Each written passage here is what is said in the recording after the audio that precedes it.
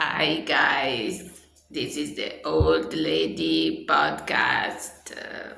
I am wearing a Speedo bathing suit as I was by the seaside today. Therefore, I'm a bit late with my podcast episode.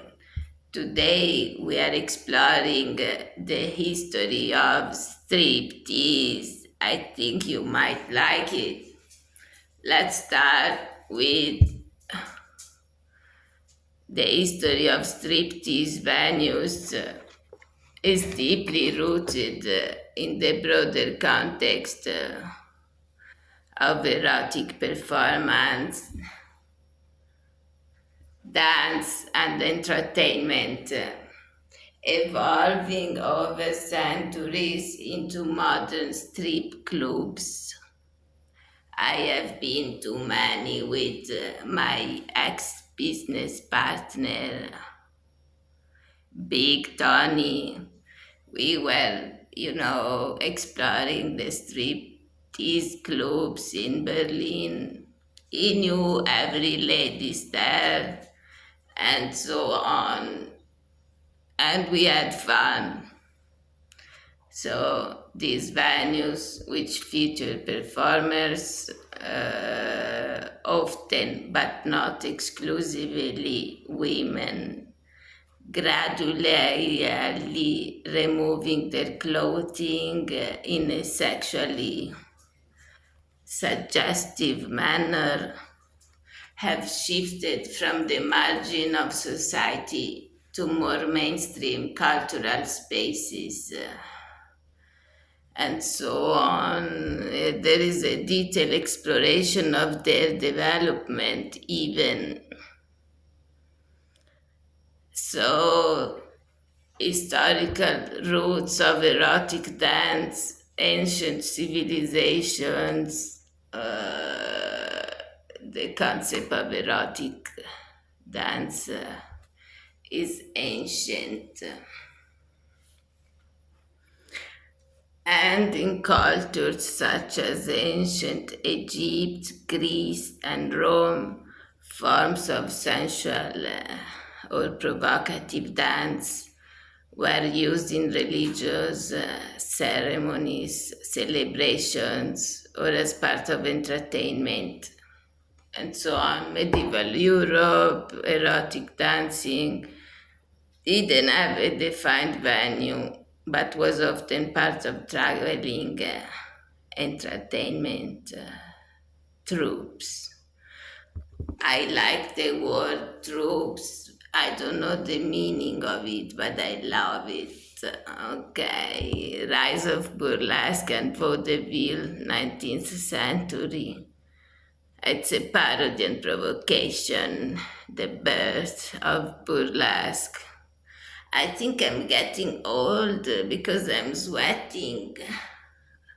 This is sweat, it's not water. My God.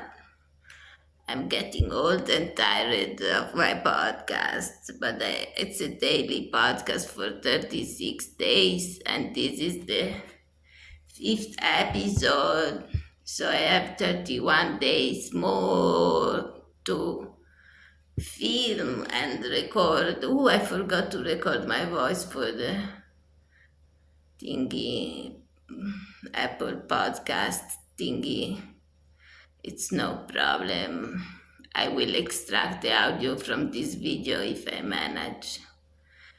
Are you interested? Anyway, the birth of striptease, early 20th century. Okay, the Moulin Rouge and Folie Bergère. I think I've been there. Yes, mais oui, madame, vous êtes la bienvenue ici. Donc, okay, America's striptease movement. Gypsy Rose Lee, one of the most famous striptease artists from this period, was Gypsy Rose Lee. whose sophisticated and witty performances helped legitimize striptease as an art form rather than mere titillation. Okay, that's very interesting. The sexual revolution. There was even a war in between in the 90s, 40s, and 50s. Wow. I mean, who think about wars nowadays? Huh? Who knows? I don't think they do, right? So then there is the sexual revolution in the 60s and 70s. I love it. And then in the 80s and 90s, there is the commercialization and expansion boom of strip clubs, Las Vegas, high-end clubs in New York, Los Angeles. I've been to Los Angeles to the girls clubs.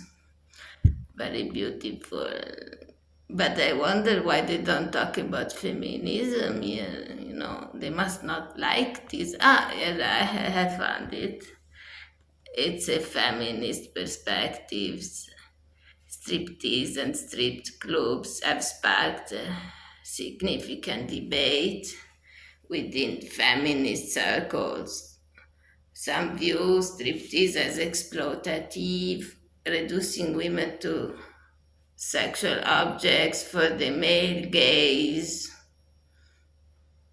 while others see it as a form of sexual empowerment and agency. This is the perspective. So today, they continue to be a space of both entertainment and controversy, reflecting broader societal attitudes towards sex, gender, and power. How beautiful was this episode? My God. I thank from my heart. That's my heart. I always try to find it. I found it today. It's here. And it's sweaty. I want to thank from my heart Noah, Saturno, Home Decor for paying for this podcast and for me, who is the host of the podcast. It's me, the old lady, for the old lady podcast. So I also want to thank you, my dear listeners, and so on.